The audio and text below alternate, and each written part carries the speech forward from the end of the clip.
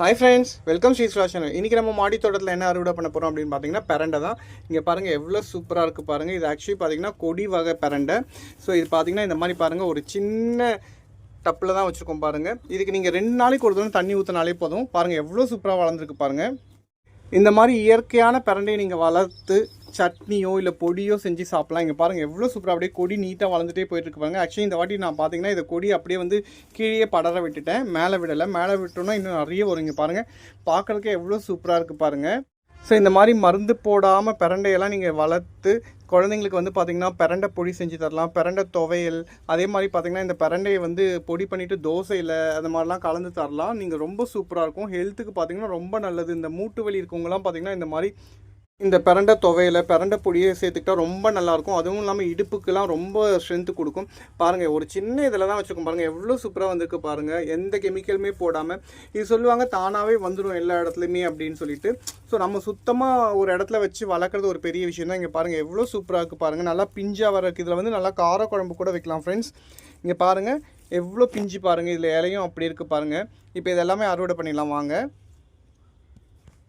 அறுவடை பண்ணுறப்ப பார்த்தீங்கன்னா ஜஸ்ட் இந்த ஒரு இடத்துல இது பண்ணிங்கனாலே போதும். இங்கே பாருங்கள் அப்படியே வந்துடும் பாருங்கள். அதே மாதிரி வந்து இது க்ளீன் பண்ணுறப்ப கரெக்டாக க்ளீன் பண்ணணும். என்னென்னா நிறைய பேர் சொல்லுவாங்க நாக்கு வந்து நமிக்குது அந்த சாப்பிட்டப்ப. இந்த நரம்பு இருக்குது பார்த்தீங்களா, இந்த நரம்பை கரெக்டாக க்ளீன் பண்ணிட்டோம்னாலே போதும். உங்களுக்கு வந்து அந்த இது வந்து க்ளீன் ஆகிடும். ஸோ எடுத்துகிட்டு அது தோலை உரிச்சிட்டோன்னா போதும். ஸோ சூப்பராக வந்து நீங்கள் துவையில் அரைச்சிக்கலாம், பொடி பண்ணிக்கலாம். ஸோ அதை க்ளீன் பண்ணுறதே நான் உங்களுக்கு காமிக்கிறேன். இங்கே பாருங்கள் இப்போ எல்லாத்தையும் நம்ம அறுவடை பண்ணிடலாம் அழகாக. இங்கே பாருங்கள் இப்படி உடச்சோனாலே இது கையில் பட்டாலே நமிக்கும். ஸோ பார்த்து கொஞ்சம் இதுவாக எடுத்துக்குங்க. இந்த மாதிரி எல்லாத்தையும் கட் பண்ணி எடுத்துடலாம்.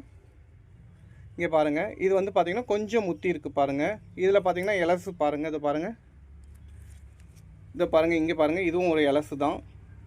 இங்கே பாருங்கள் எவ்வளோ அழகாக வந்துருச்சு பாருங்கள். இப்போ இதெல்லாமே எடுத்துடலாம் கட் பண்ணி. ஃப்ரெண்ட்ஸ் இப்போ பாருங்கள் பெரண்டை எல்லாம் அறுவடை பண்ணியாச்சு. இங்கே பாருங்கள் எவ்வளோ பெரண்டை நம்ம அறுவடை பண்ணியிருக்கோம். பார்க்குறதுக்கு எவ்வளோ சூப்பராக இருக்குது பாருங்கள். எந்த கெமிக்கலுமே யூஸ் பண்ணாமல் நம்ம ஆஸ் யூஷுவல் சொல்கிறது தான் காய்கறி கழிவும் தண்ணியும் மட்டும்தான். வேறு எந்த கெமிக்கலுமே நம்ம யூஸ் பண்ணாமல் தான் நம்ம மாடி தோட்டத்தில் வந்து அறுவடை பண்ணிகிட்ருக்கோம் எல்லா காய்கறியும். இங்கே பாருங்கள் அந்த இலெல்லாம் எவ்வளோ பச்சை பசேல்னு பாருங்கள்.